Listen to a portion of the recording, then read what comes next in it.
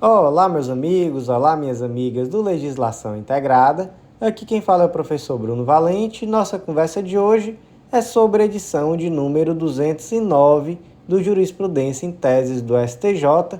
O tema dessa edição é Julgamentos com Perspectiva de Gênero.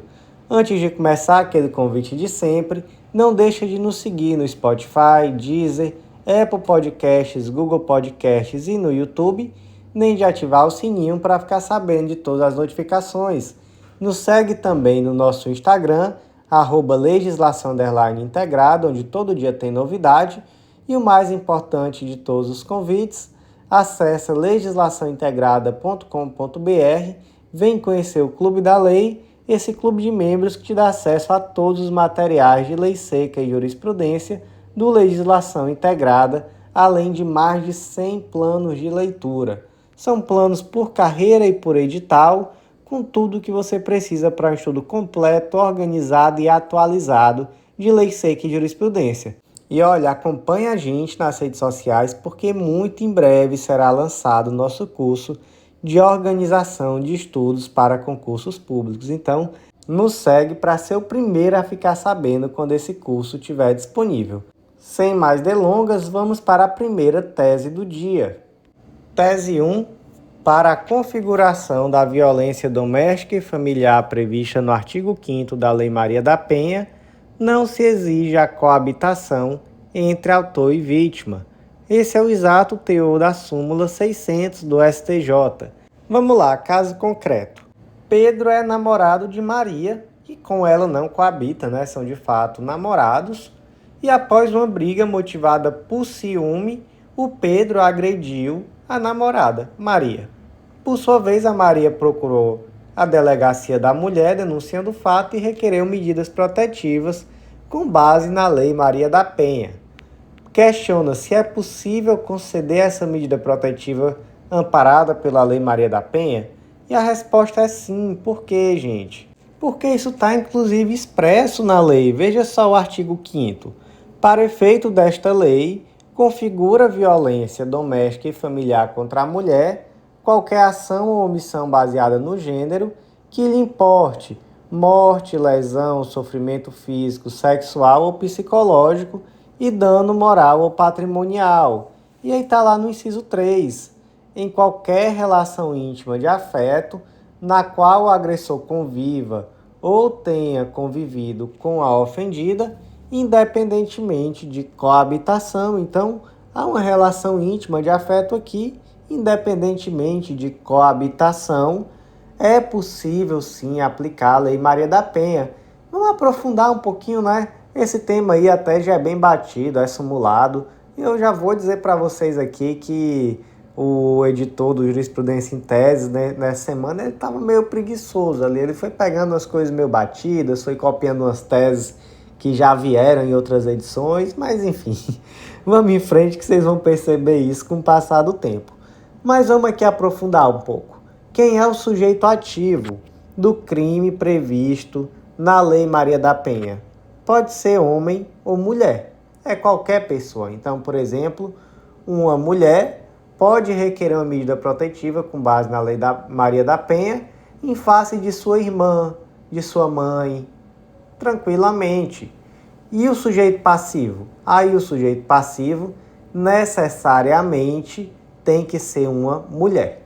Necessariamente uma mulher, então não pode ser um homem. E aí eu trouxe aqui no informativo escrito alguns exemplos de situações em que a lei foi aplicada. Então eu trouxe aqui, por exemplo, tio ou tia contra sobrinha, genro ou nora contra a sogra, ex-namorado contra a ex-namorada, padrasto contra enteada, etc. Eu trouxe aqui vários exemplos. E trouxe também um julgado importantíssimo da 6ª turma do STJ, recente, segundo o qual a Lei Maria da Penha também se aplica a mulheres trans. Então, quando eu falei que é somente a mulheres, não se prendam ao aspecto meramente biológico, já que temos hoje uma jurisprudência também no sentido de que é possível a aplicação da Lei Maria da Penha para proteger mulheres transexuais, transgêneros e travestis. Então, perfeitamente aplicável. Inclusive, tem uma tese do Jurisprudência em Tese, na edição 205, foi a tese número 1. Vamos lá, vamos seguir em frente. Tese 2. A ação penal relacionada ao crime de lesão corporal resultante de violência doméstica contra a mulher é incondicionada. Também é uma súmula 542 do STJ. Basicamente, o que a gente entende daqui? Que o crime de lesão corporal, qualquer que seja a extensão da lesão, é uma lesão grave, gravíssima, média, leve, não importa. A ação penal pública é incondicionada. Isso significa, então, que o Estado pode promover essa ação independentemente da existência de prévia representação da vítima.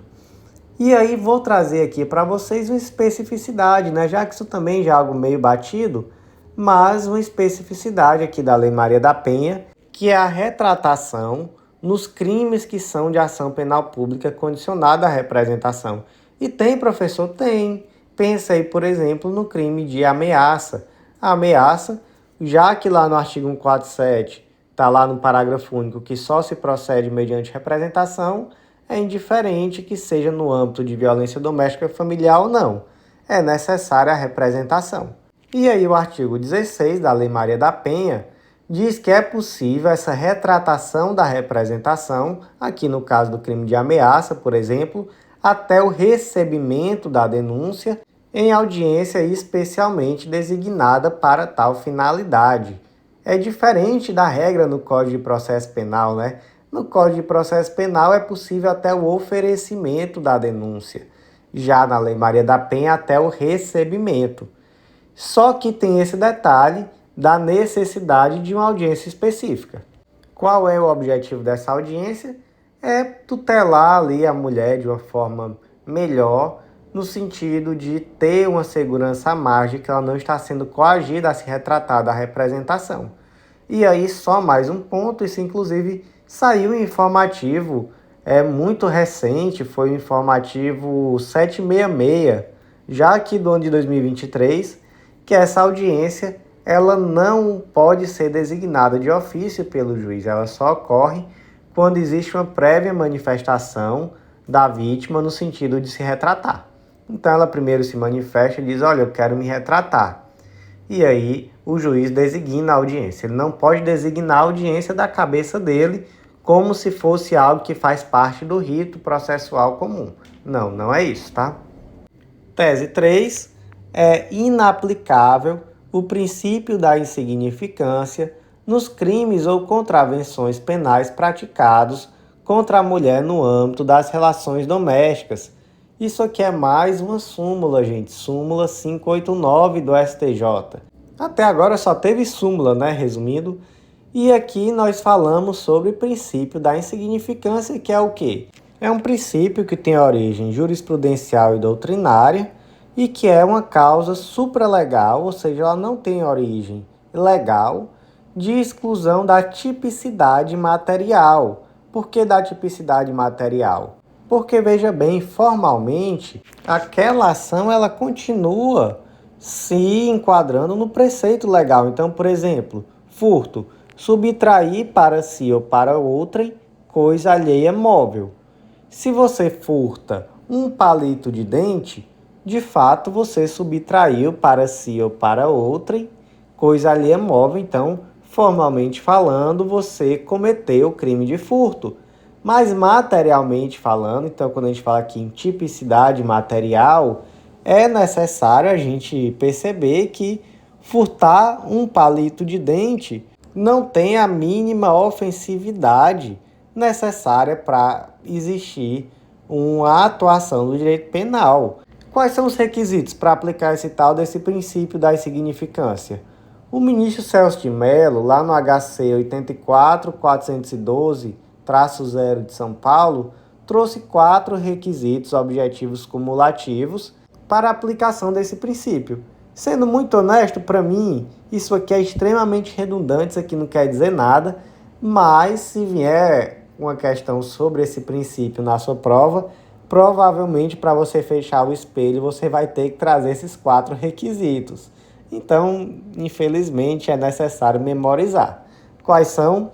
Mínima ofensividade da conduta, nenhuma periculosidade social da ação, reduzido grau de reprovabilidade do comportamento e inexpressividade da lesão jurídica provocada. Então, são esses 4 requisitos. Para mim, são extremamente redundantes, querem dizer quase a mesma coisa, mas é muito importante memorizá-los. E então, basicamente, o que a gente percebe aqui pela posição do STJ, também do STF, que no âmbito de violência doméstica e familiar, nenhum desses 4 requisitos estão presentes. De fato, não tem como dizer que uma agressão cometida contra uma companheira seja algo sem periculosidade social, seja algo pouco ofensivo, seja algo pouco reprovável ou que a lesão jurídica causada seja inexpressiva. Então, realmente, no âmbito da Lei Maria da Penha, não existe isso de princípio da insignificância. Tese 4.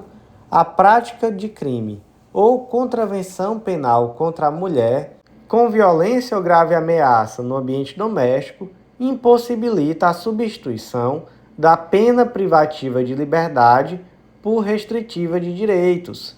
Temos aqui a súmula 588 do STJ, mais uma súmula, até agora só súmula. O que é uma pena restritiva de direito? São aquelas penas que substituem a pena privativa de liberdade através da restrição de outros direitos ou de outras liberdades, que não o encarceramento. E aí você tem, por exemplo, prestação de serviço à comunidade, interdição temporária de direitos, limitação de fim de semana, perda de bens e valores, etc. Quais são os requisitos para que se aplique uma substituição de pena privativa de liberdade por pena restritiva de direitos?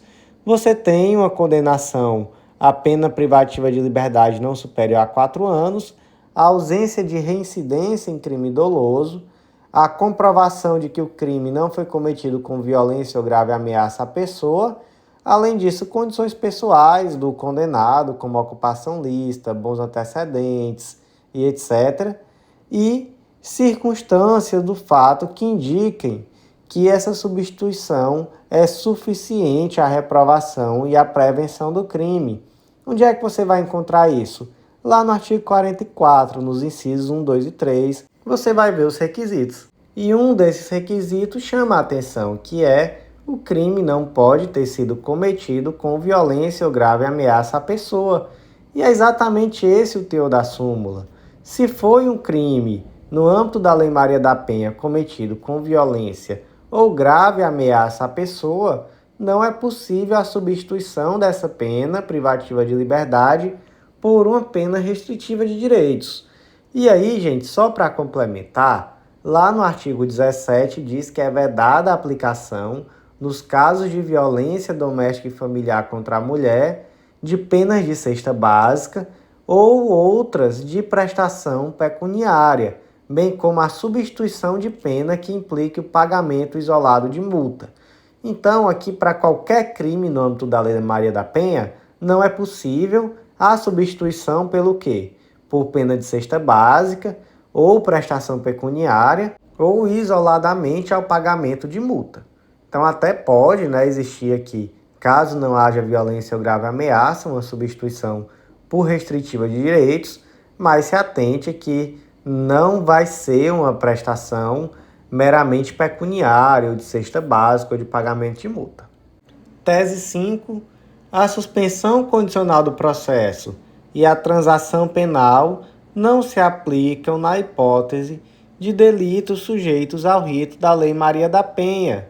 Mais uma súmula, essa é a súmula 536 do STJ. Gente, isso aqui é basicamente a aplicação do artigo 41 da Lei Maria da Penha. Aos crimes praticados com violência doméstica e familiar contra a mulher, independentemente da pena prevista, não se aplica a Lei número 9.099 de 95, que é a Lei dos Juizados Especiais Cíveis e Criminais. Gente, não se aplica. E onde é que está prevista a suspensão condicional do processo e a transação penal? exatamente na Lei dos Juizados Especiais Criminais, Lei número 9.099. São dois institutos chamados Institutos Despenalizadores.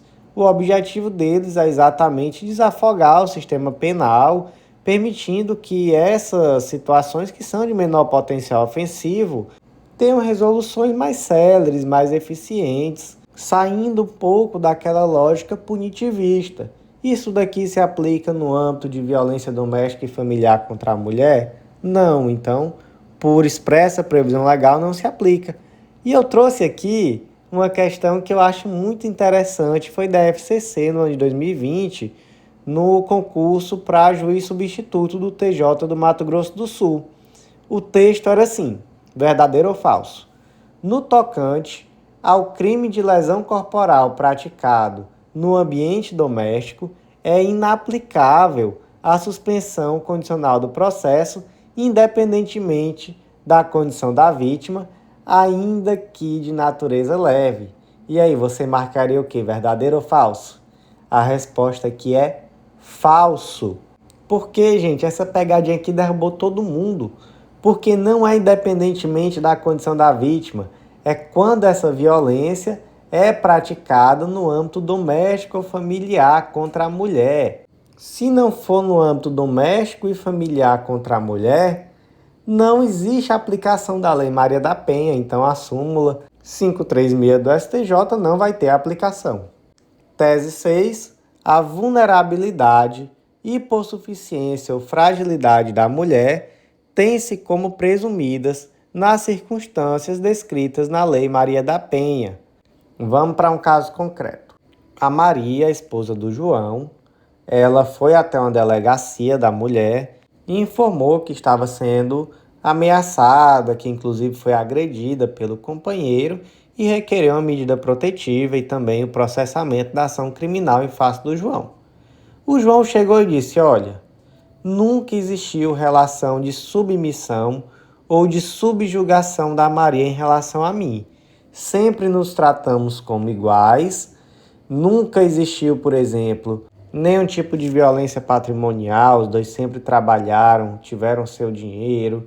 Então, enfim, não existe aqui nada na nossa relação que possa dizer que Maria está em uma situação vulnerável em relação a mim, então não faz sentido aplicar a Lei Maria da Penha aqui, tá? João vai se safar da aplicação da Lei Maria da Penha com base nesse tipo de argumento, mas não vai nunca, né? Por quê? Porque essa situação de vulnerabilidade da mulher que sofreu uma violência doméstica, ela é presumida. E não é aqui nem sequer uma presunção que se possa demonstrar em contrário, né? Se vamos dizer uma presunção relativa, não. De fato, existe aqui uma presunção absoluta de uma vulnerabilidade que decorre de todo um contexto social brasileiro. Então, a Lei Maria da Penha vem exatamente para coibir esse tipo de violência. E veja só, se existiu ali uma situação de violência, né, no mundo dos fatos, aí é que é necessária mesmo a sua aplicação. Tese 7. As medidas protetivas na Lei 11.340 são aplicáveis às minorias, como transexuais, transgêneros, cisgêneros e travestis, em situação de violência doméstica, afastado o aspecto meramente biológico. Então aqui nós trouxemos já essa explicação lá em uma das primeiras teses. Até um dia desse que eu digo é talvez 2 anos atrás ou até menos, a posição dos tribunais superiores era no sentido de que a aplicação da Lei Maria da Penha levava em consideração o critério biológico. Homem, mulher, biologicamente falando. Então, o transgênero, o travesti, o transexual, enfim, que sofresse uma agressão no âmbito doméstico não teria tutela da Lei Maria da Penha. Felizmente, a posição hoje já não é essa, né? Hoje se leva em consideração, inclusive, o aspecto sociológico. Então, não é tão somente aquele critério meramente biológico. Então, o transexual, o travesti, ele vai sim ter a proteção. E no caso concreto que você viu aqui como virada jurisprudencial, que foi da 6ª turma do STJ, foi julgado em 2022, viu? 5/4/2022, então pouquíssimo tempo, né, na verdade. Se tratava de uma mulher trans que foi agredida pelo pai. E foi uma agressão que realmente você via que tinha toda a estrutura de uma violência contra uma pessoa do sexo feminino. Essa pessoa, por ser trans, foi arremessada contra a parede, agredida com um pedaço de pau, enfim, sofreu ali inúmeras agressões em virtude da sua situação de vulnerabilidade. Então, realmente, houve uma virada jurisprudencial em um caso concreto que, de fato, era visível a necessidade de aplicação da Lei Maria da Penha. E, gente, só para finalizar aqui, essa tese é repetida, tá? Estamos na edição 209, na edição 205 veio essa mesma tese igualzinha, então... como eu disse, nessa edição, o editor aqui do Jurisprudência em Tese só pegou súmula e tese que já foi repetida anteriormente e trouxe para a gente recomentar. Tudo bem, não vejo problema algum nisso. Tese 8. A pessoa transgênero tem direito fundamental subjetivo à alteração de seu prenome e de sua classificação de gênero no registro civil, independentemente da realização de cirurgia de transgenitalização. Então, bora. Primeiro ponto. Diferencia o que é transgênero do que é transexual. E aí, basicamente, o transgênero é aquela pessoa que se reconhece como do sexo oposto, mas ela não sente a necessidade de passar por um procedimento cirúrgico ou de uma terapia hormonal. Ele já se sente bem com o corpo dele, da forma que ele está, mas ele se reconhece como alguém do sexo oposto. Já o transexual é a pessoa que necessita de uma mudança na sua anatomia e por isso ela se vê na necessidade de passar por um procedimento cirúrgico de transgenitalização, né? Que é aquele procedimento no qual se faz uma redesignação sexual e também muitas vezes de passar por uma terapia hormonal. Então esse é o transexual. A jurisprudência, ela já há muito tempo, tem decisão de 2009, não sei se tem mais antiga que isso, diz que o transexual, que é aquela pessoa que passou por uma redesignação sexual, uma cirurgia de transgenitalização, ela pode sim alterar o seu prenome, alterar o seu gênero no registro civil. Isso daí já tem um tempo. Mas a questão do transgênero ainda permaneceu em aberto por muito mais tempo, porque ainda existia uma resistência de realizar a modificação do gênero e do prenome daquele indivíduo que se identifica totalmente com o sexo oposto, mas que não passou por um procedimento cirúrgico. Então veja só o quanto se tratava de uma posição opressiva com esse grupo, que colocava para eles a necessidade de um procedimento cirúrgico de modificação do seu corpo. Então, somente para eles poderem ter no registro de nascimento, no documento de identidade civil, aquele gênero e aquele nome que para eles é como eles se identificam. Então, enfim, uma posição absurdamente retrógrada. Felizmente, hoje existe uma tese de repercussão geral, desde o ano de 2018, no sentido de que mesmo para esse indivíduo que é transgênero, mas não é transexual, ou seja, não passou por procedimento cirúrgico, ele pode perfeitamente realizar a sua alteração de registro civil, tanto de seu prenome quanto de sua classificação de gênero. Então, hoje não é necessária a cirurgia, a pessoa pode perfeitamente realizar essa averbação, ela é feita à margem do assento de nascimento e, inclusive, é vedada a inclusão do termo transgênero. Tese 9. A exposição pornográfica de imagem sem o consentimento da vítima viola os direitos da personalidade com propensão a figurar grave forma de violência de gênero. Gente, essa tese aqui teve 2 julgados principais que embasaram e um deles está relacionado com aquele programa Pânico na TV, que era um programa terrível, que eu não sei se ainda passa, que se dizia um programa humorístico, e que tinha um quadro que o nome era Vou, Não Vou. que o que esse quadro fazia? Basicamente ele importunava, né, a verdade é essa, mulheres em ambientes, por exemplo, na praia, e aí quando a mulher era considerada bonita por aquelas pessoas, colocava ali um adesivo "vou", e quando a mulher era considerada não atrativa, um "não vou", ou seja, não vou. E nisso, uma mulher estava na praia de biquíni, normal, levando a vida dela, e começou a ser filmada por essa equipe humorística, né? Digamos assim, se o termo correto foi esse, humorístico. E aí foram até lá, gravaram, ela não deu autorização, então mancharam o rosto dela, né? Mas mostraram todo o resto e colocaram lá um adesivo "não vou" e filmaram, e botaram em rede nacional e enfim. E aí basicamente o que se decidiu nesse julgado foi um julgado de uma ação reparatória individual e se fixou aqui danos morais em míseros R$ 20.000. Se entendeu que era indiferente a questão de ter manchado o rosto, que era indiferente também a questão de ela não estar totalmente despida, né? Ela estava de biquíni, enfim.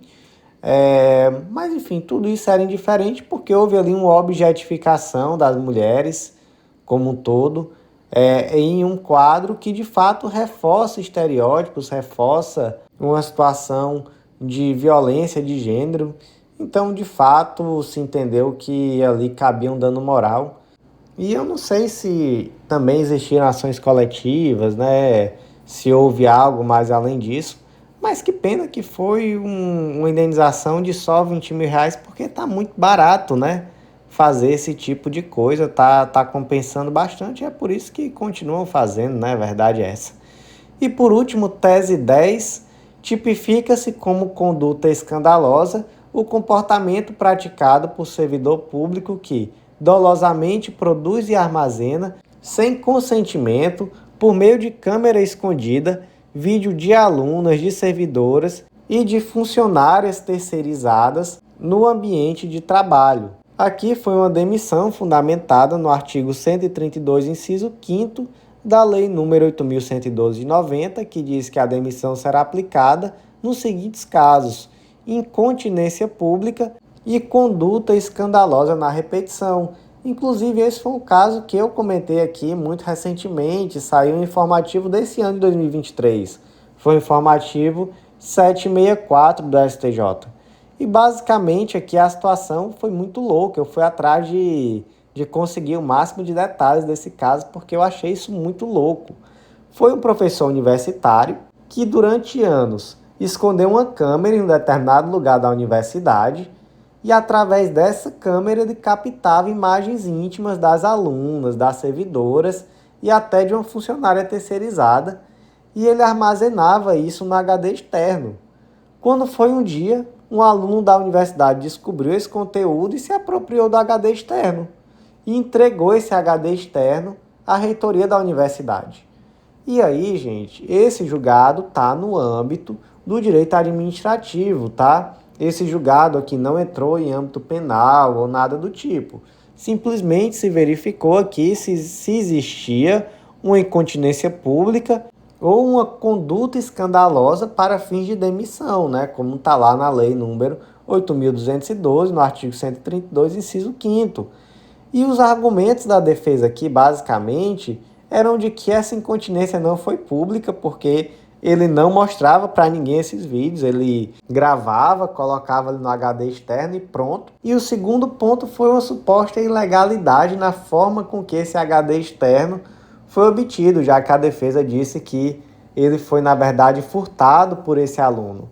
E aí o STJ decidiu que, na verdade, houve sim uma conduta escandalosa, pública, na medida em que, a partir do momento que essa conduta chegou ao conhecimento da administração, ela deixou de ser um ato meramente privado, né? Se é que em algum momento dá para dizer que isso é um ato privado, e também descartou aqui a existência de uma prova ilícita, né? De uma prova obtida por meio ilícito, já que aparentemente aquilo que ficou demonstrado foi que esse aluno teve acesso a esse HD externo. Então basicamente foi como se o professor tivesse esquecido em algum momento esse HD ali, E aí, quando o aluno ligou o computador, ele viu lá o HD, acabou chamando a atenção dele aqueles arquivos.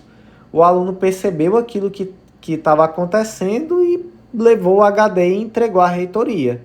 Né? Ele basicamente tomou a atitude que qualquer pessoa deveria ter tomado em uma situação como essa, em uma situação louca como essa. Então, aqui, de fato, foi aplicada a pena de demissão nessa circunstância, porque, sem dúvida, mas olha, sem nenhuma margem de dúvida, fazer isso é uma incontinência pública e escandalosa na repartição. Se isso aqui não fosse, gente, não sei o que seria. E, gente, por hoje foi isso. Eu agradeço a vocês que ouviram até o final. Refaça aquele convite, acesse legislaçãointegrada.com.br, vem fazer parte do Clube da Lei. Nos segue também no nosso Instagram, legislação_integrada, que muito em breve vamos trazer uma novidade muito legal com o nosso novo curso. Então é isso, eu aguardo vocês no nosso próximo podcast. Até lá!